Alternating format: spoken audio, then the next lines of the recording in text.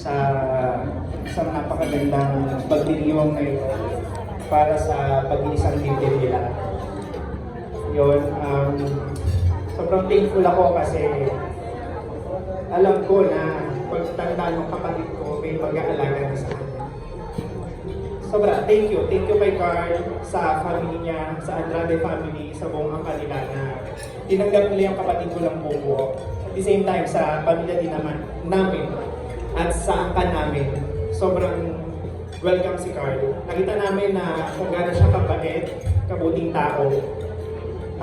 Sa unang pagtungtong pa lang niya sa bahay namin, alam ko na may pagkakatiwala ko yung kapatid ko sa kanya. So, thank you. And yun, congratulations sa inyong dalawa. Mahal ko kayo.